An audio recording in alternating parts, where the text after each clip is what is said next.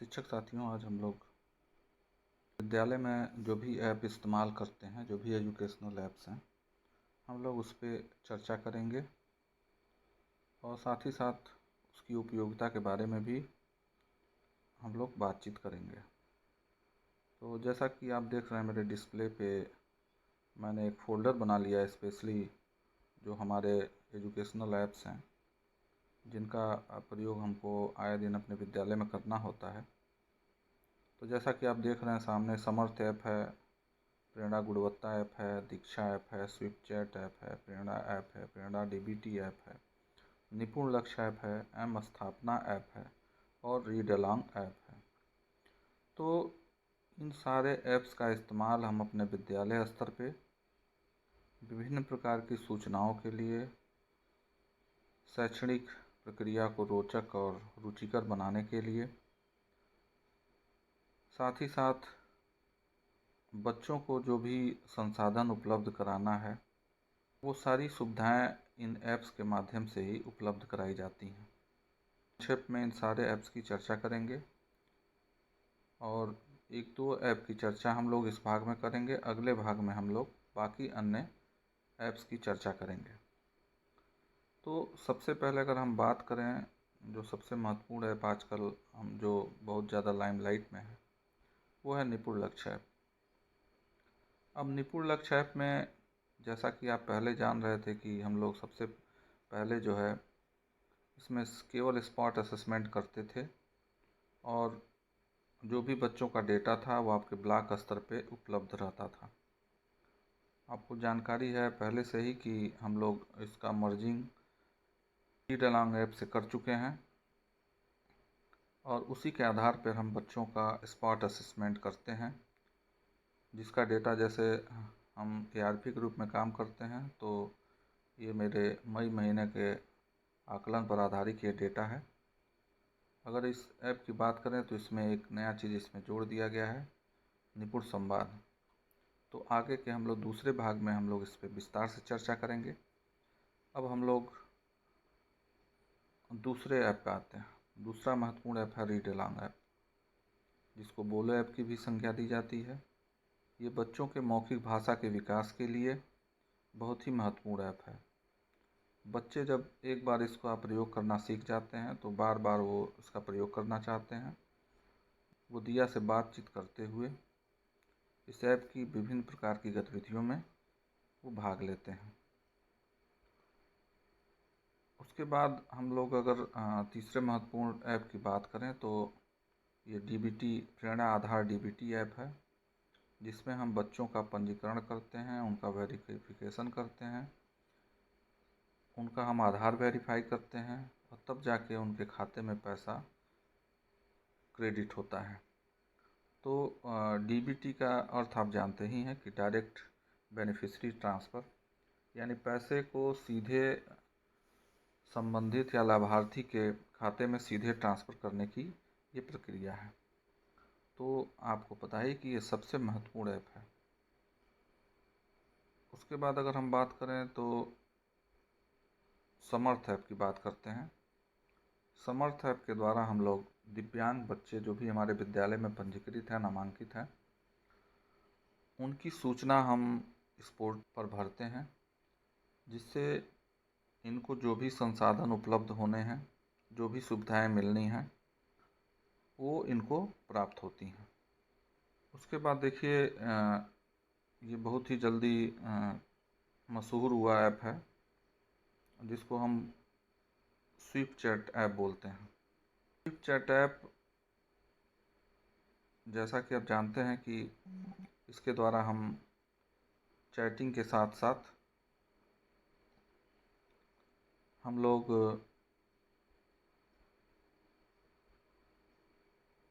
इसमें चैटिंग के साथ साथ बहुत सारी अन्य गतिविधियां भी संचालित हैं, जो स्पेशली कक्षा 4 से 8 तक के बच्चों के लिए काफ़ी महत्वपूर्ण ऐप है। और इसमें हम, इसकी बात की जाए तो इसमें बोर्ड्स है, जिसके द्वारा हम बहुत सारी चीज़ें ढूंढते हैं, उसके ऐप्स हैं। इसमें हम पोस्ट करते हैं, कुछ चीज़ें हम पोस्ट करना चाहें तो हम इसमें पोस्ट करते हैं। और इसमें जो भी पोस्ट आते हैं उसके माध्यम से बच्चे सीखने का प्रयास करते हैं। इसके अलावा हम चैट भी करते हैं, कुछ पूछताछ करना हो।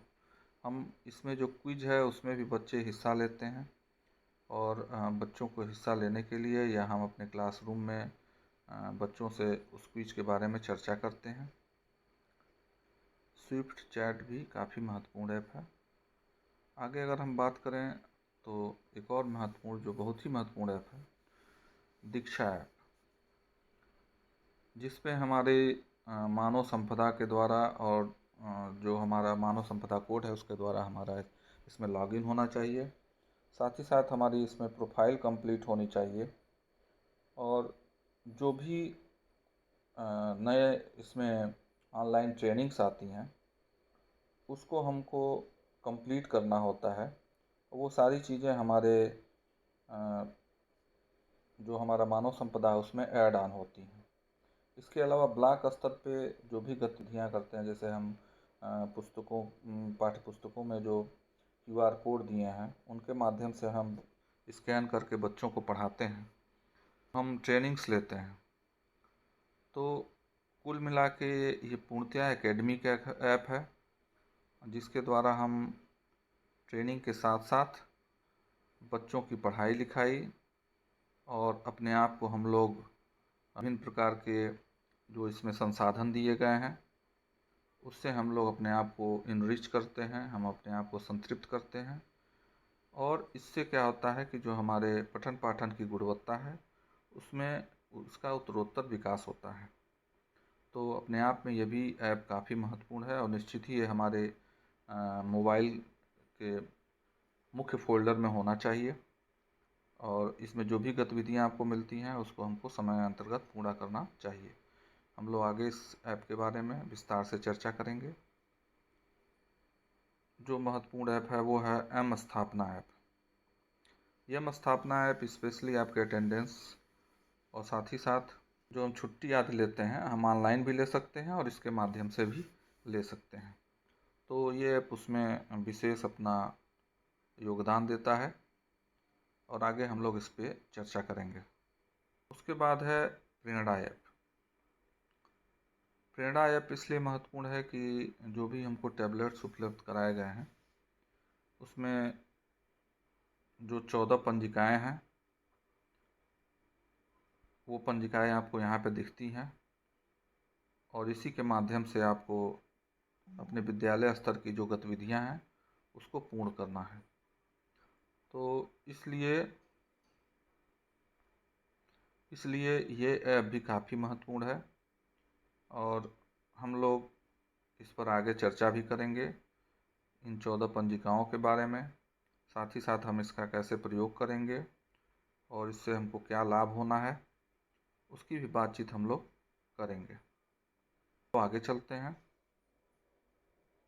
आगे बात किया जाए तो प्रेरणा गुणवत्ता ऐप, जो हमारे ERP साथी इस्तेमाल करते हैं, और ये ऐप पूर्णतया सहयोगात्मक पर्यवेक्षण हेतु है, जिसमें हम पर्यवेक्षण के दौरान विद्यालय स्तर पे इस ऐप के माध्यम से जो भी सूचनाएं मांगी जाती हैं उसको हम उसमें पूरित करते हैं, और जो भी हम सुझाव देना होता है वो हम विद्यालय स्तर पे देने का प्रयास करते हैं। साथ ही साथ इसमें जितने भी बिंदु आए हैं उससे संबंधित जो भी कमियां हैं या जो भी अच्छाइयां हैं उसका भी हम इसमें विवरण भरते हैं, और विद्यालय स्तर पर जो भी सामग्री उपलब्ध कराई गई है उसका भी विवरण हम इसमें भरते हैं। साथ ही साथ बच्चों की उपस्थिति, अध्यापक संख्या, ये सारी चीज़ें हम इसमें फीड करते हैं, भरते हैं। तो इस प्रकार से आपने देखा कि ये कुल 9 तरह के ऐप्स हमारे पास हैं जिसमें हम लोग काम करते हैं, और इसके द्वारा हम लोग विद्यालय स्तर करते हुए अपने एकेडमिक गतिविधियों को, सूचना तंत्र को, विद्यालय में जो अन्य सूचनाएं हैं हम उसको संतृप्त रखते हैं, और साथ ही साथ जो हमारी सूचनाएं हैं वो पूरा हमारे ब्लॉक स्तर से लेके विद्यालय स्तर से लेके पूरे जनपद स्तर तक और पूरे प्रदेश स्तर तक आसानी से पहुंच जाती हैं। और साथ ही साथ अपने विद्यालय स्तर पे जो भी कमियां हैं उसका हम निस्तारण आसानी से कर पाते हैं। तो हम लोग प्रथम भाग में सबसे पहले हम लोग बात करते हैं रीड अलोंग ऐप की। जैसा कि आप जानते हैं रीड अलोंग ऐप, जैसा कि मैंने इसको प्ले स्टोर से डाउनलोड कर लिया है पहले ही, इसमें कुछ महत्वपूर्ण बातें हैं। सबसे पहले जो महत्वपूर्ण बात है, ये रीड अलोंग ऐप तभी कामयाब है जब इसमें आप अपने विकास खंड का पार्टनर कोड ऐड करेंगे। जैसा कि मैं पहले ही इसमें पार्टनर कोड ऐड कर लिया हूँ।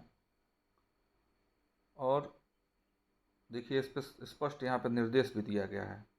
अपना ऐप उपयोग डेटा की जानकारी भेजने या रोकने के लिए पार्टनर संस्था को जोड़ें या निकालें। सपोज करिए कि आप जिस विकास खंड में हैं उस विकास खंड का आप इसमें पार्टनर कोड डालेंगे। पार्टनर कोड डालने से ये फ़ायदा होगा कि जो डेटा, जो भी गतिविधियाँ आप इसमें करेंगे, सारी गतिविधियाँ आपको इस स्तर पे दिखाई देंगी। तो इसलिए पार्टनर कोड डालना अत्यंत आवश्यक है। बाकी की गतिविधियाँ आप पहले से करते आ रहे हैं। अगर हम लोग प्रोफाइल की बात करें, भाषा सेटिंग की बात करें, तो वो सारी चीज़ें आप अपने विद्यालय स्तर पे कर चुके हैं। अगर आप नहीं कर पाए हैं तो आप डाउनलोड करने के बाद इसमें भाषा इत्यादि चुनिए, फिर पार्टनर कोड डालिए, फिर आप गतिविधियाँ शुरू करिए। इसके अलावा आप यहाँ पे चाहें तो अपना फ़ोटोग्राफ्स भी लगा सकते हैं अपनी प्रोफाइल में। वो सारी चीज़ें आप कर सकते हैं। बच्चों को भी आप बता सकते हैं। बच्चे, अब इसकी कुछ गतिविधियों को हम जान लेते हैं। जैसा कि आप देख रहे हैं, हिंदी भाषा मैंने चुन लिया है पहले ही। अब यहाँ पे बहुत सारी कहानियाँ हैं। यहाँ लिखा हुआ है तुम्हारे लिए, खेल खेलो, व्यंजन सीखो, स्वर सीखो, चूचू और दोस्त, छोटी छोटी कहानियाँ हैं। किड्स टीवी की कहानियाँ, read home grade 1, read home grade 2, यानी मौज मस्ती, जानवर, मेरी दुनिया, इस प्रकार की बहुत सारी कहानियाँ इस लाइब्रेरी में, चूँकि ये लाइब्रेरी मैंने खोल रखा है, वो उपलब्ध हैं। अगर हम, और ये आपकी दिया है, अब इसने निर्देश दिया, इसी के अनुसार बच्चे, अगर आप कुछ नहीं भी बताते हैं तो बच्चे सुन के आसानी से इसका प्रयोग और इस्तेमाल करना समझ जाते हैं। अगर हम दूसरे जो ये दूसरा देखिए आइकन बना हुआ है, इनाम, अब देखिए दिया ने बताया कि जब हम पढ़ेंगे तो हम ये इनाम जीतेंगे। तो जितने बच्चे यहाँ पे पढ़ेंगे उतना ही अधिक उनको इनाम मिलेगा। जैसे कुछ बच्चे देखिए यहाँ पहले से पढ़ रखे हैं तो कुछ इनाम यहाँ पे ऑलरेडी शो कर रहा है, जो स्टार के माध्यम से जाता है, इसमें सेव होता है। अब आगे की गतिविधि,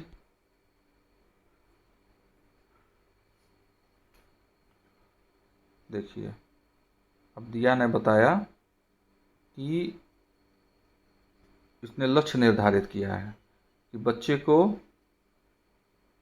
लक्ष्य दिया गया है कि आज वो 10 मिनट ज़रूर पढ़े। ठीक है, तो वो जितने मिनट पढ़ेगा वो इसमें आसानी से शो करेगा। और उसके लिए गतिविधियाँ भी दी गई हैं। जैसे मान लीजिए ये सप्ताह की गतिविधि है, पूरी पढ़ी गई कहानियाँ। इस सप्ताह तुमने कोई कहानी पूरी नहीं पढ़ी, कहानियाँ पढ़ो, कुल गतिविधि। और यहाँ पे लास्ट में वो कितने मिनट पढ़ा है और कितनी कहानी पढ़ा है, तो वो सारी एक्टिविटीज़ आपको इसमें उपलब्ध हैं। और निपुण लक्ष्य को रीड अलोंग ऐप से इसीलिए जोड़ दिया गया है। जो भी अनुच्छेद आप कक्षा 2 और 3 में बच्चों को पढ़ाते हैं, सिखाते हैं, बताते हैं या उनका स्पॉट असेसमेंट करते हैं, वो रीड अलोंग ऐप के माध्यम से ही वहाँ पे वो चीज़ें जनरेट होती हैं। तो रीड अलोंग ऐप और निपुण लक्ष्य ऐप निश्चित ही आप लोगों ने मर्ज कर लिया होगा। जो साथी नहीं मर्ज किए होंगे तो मैं एक लिंक शेयर कर दूंगा अपने डिस्क्रिप्शन बॉक्स में, उसके माध्यम से वो लोग रीड अलोंग ऐप से अपने निपुण लक्ष्य ऐप को ऐड कर लेंगे। तो इस प्रकार आप देख रहे हैं कि ये सारे ऐप्स कितने महत्वपूर्ण हैं। और स्पेशली अगर रीड अलोंग ऐप की बात की जाए तो यह मौखिक भाषा के विकास के लिए बहुत ही महत्वपूर्ण ऐप है। और इसमें बहुत चीज़ें नहीं समझाना बच्चों को, बच्चे अपने आप सीख जाते हैं और बहुत अच्छे ढंग से इन सारी गतिविधियों को संपादित करते हैं। तो इस भाग में हम लोग आज इतना ही बातचीत करेंगे। अगले भाग में हम लोग बाकी ऐप्स पर विस्तार से चर्चा करेंगे। तब तक के लिए आप सभी लोगों को बहुत बहुत धन्यवाद, और मेरे चैनल को आप लाइक और सब्सक्राइब अवश्य कर दीजिएगा। फिर हम लोग अगले भाग में मिलते हैं, तब तक के लिए नमस्कार।